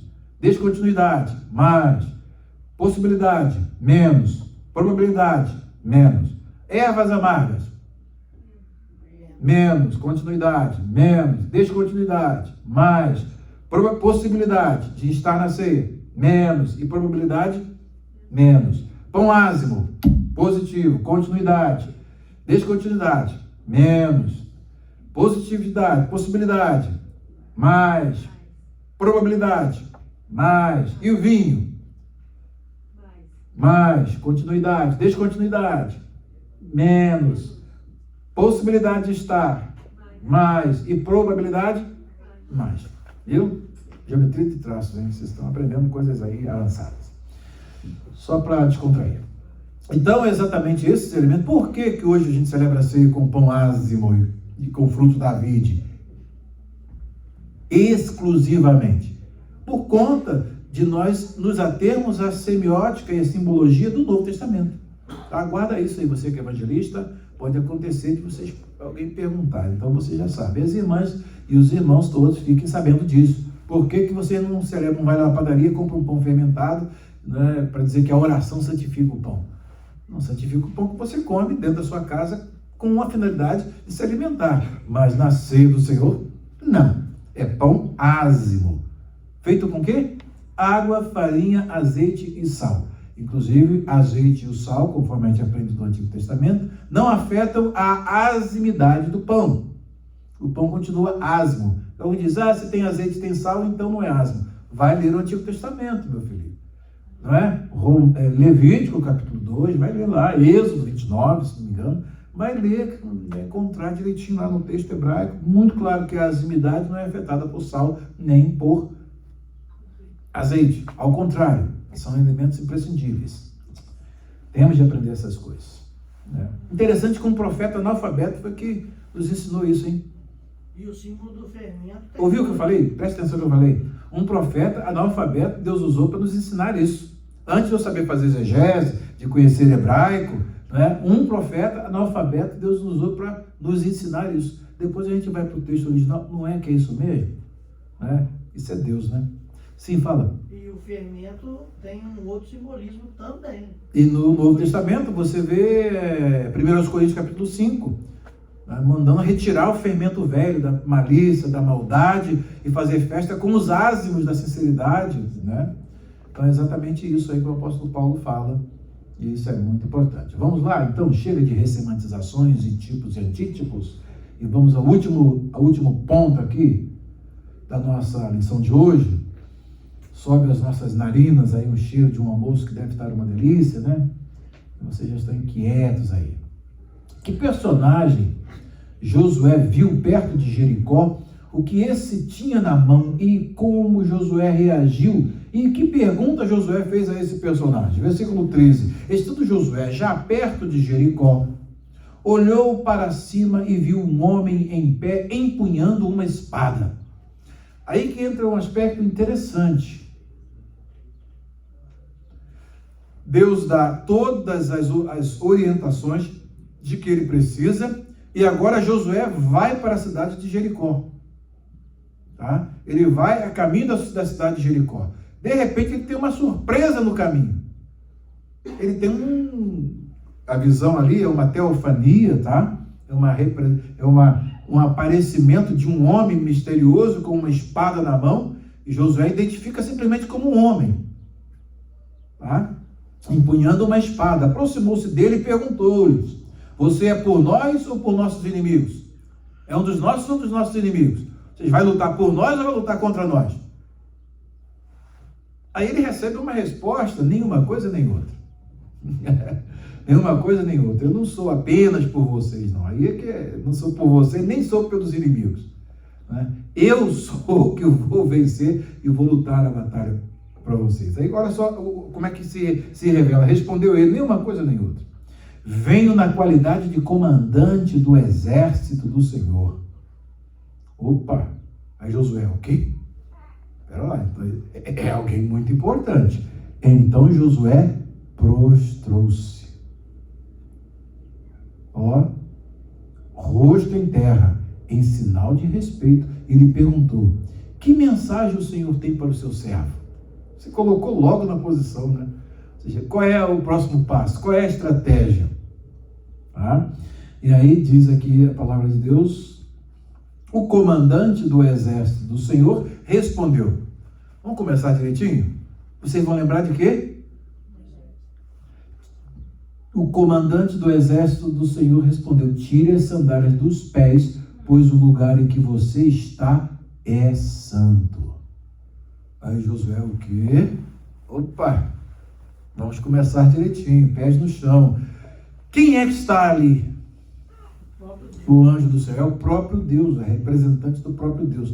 Ou vamos dizer, como os reformadores, é o verbo pré-encarnado que se apresenta diante deles ali. Sempre, como se fala, o anjo do Senhor, o comandante do exército, é o próprio Cristo que está ali pré-encarnado para entrar naquela cidade e fazer a guerra de Deus e vencer a batalha de Deus. Então, assim, a última pergunta já respondi. Como o homem Josué viu e se identificou a ele, o que Josué fez diante daquele personagem e o que ele mandou Josué fazer, e ele o fez. Então aí ele se prostra, ele manda tirar as sandálias, ele tira as sandálias, e como é que a gente vai lutar aí, dar as estratégias para nós.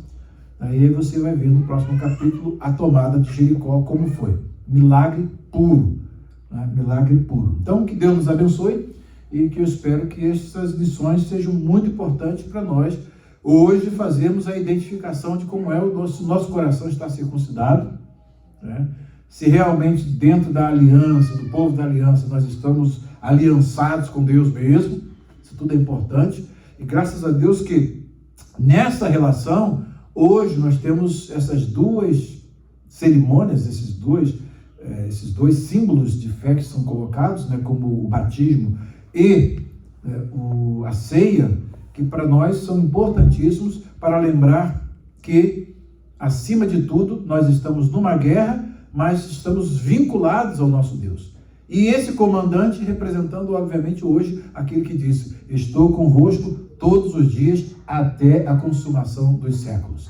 Então, se somos um exército em batalha, o comandante também está à nossa frente. Amém. Eu identifiquei, assim... Olha para trás, olha para trás, olha para trás. Não olha não. Eu identifiquei como se fosse o próprio Cristo encarnado, quando ele se ajoelha e se prostra. Adora. Uhum. E o anjo não diz, ele não repreende. Porque se fosse um anjo... Levanta, não, sou conservo seu. É isso aí. Mas é importante, esses detalhes são importantes, porque agora, não na forma de um anjo, agora é o próprio Cristo ressurreto dentre os mortos, que diz que está conosco todos os dias até a consumação dos séculos. Amém. Que Deus nos abençoe. E vamos ao nosso almoço. Não deixa o Reginaldo fazer mais nenhuma pergunta nem falar nada, hein?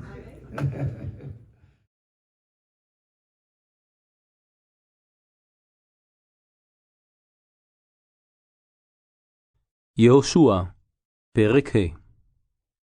ויהי כשמוע כל מלכי האמורי אשר בעבר הירדן ימה, וכל מלכי הכנעני אשר על הים, את אשר הוביש אדוני את מי הירדן מפני בני ישראל עד עוברם, וימס לבבם, ולא היה בם עוד רוח מפני בני ישראל. בעת ההיא אמר אדוני אל יהושע, עשה לך חרבות צורים, ושוב מול את בני ישראל שנית. ויעש לו יהושע חרבות צורים, וימול את בני ישראל אל גבעת הערלות. וזה הדבר אשר מל יהושע. כל העם היוצא ממצרים, הזכרים, כל אנשי המלחמה, מתו במדבר בדרך, בצאתם ממצרים. כי מולים היו כל העם היוצאים, וכל העם הילודים במדבר בדרך, בצאתם ממצרים, לא מלו. כי 40 שנה הלכו בני ישראל במדבר, עד תום כל הגוי, אנשי המלחמה היוצאים ממצרים, אשר לא שמעו בקול אדוני, אשר נשבע אדוני להם לבלתי הראותם את הארץ, אשר נשבע אדוני לאבותם לתת לנו, ארץ זבת חלב ודבש. ואת בניהם הקים תחתם, אותם מל יהושע, כי ערלים היו, כי לא מלו אותם בדרך. ויהי כאשר תמו כל הגוי להימול, וישבו תחתם במחנה עד חיותם. ויאמר אדוני אל יהושע, היום גלותי את חרפת מצרים מעליכם. ויקרא שם המקום ההוא גלגל עד היום הזה. ויחנו בני ישראל בגלגל, ויעשו את הפסח ב14 יום לחודש, בערב, בערבות יריחו. ויאכלו מעבור הארץ ממחרת הפסח, מצות וכלוי, בעצם היום הזה. וישבות המן ממחרת, באוכלם מעבור הארץ, ולא היה עוד לבני ישראל מן, ויאכלו מתבואת ארץ כנען בשנה ההיא. ויהי בהיות יהושע ביריחו, וישא עיניו, וירא, והנה איש עומד לנגדו, וחרבו שלופה בידו. וילך יהושע אליו, ויאמר לו, הלנו אתה, אם לצרנו. ויאמר, לא, כי אני שר צבא אדוני, אתה באתי. ויפול יהושע אל פניו ארצה, וישתחו, ויאמר לו, מה אדוני מדבר אל עבדו? ויאמר שר צבא אדוני אל יהושע, של נעלך מעל רגליך, כי המקום אשר אתה עומד עליו, קודש הוא.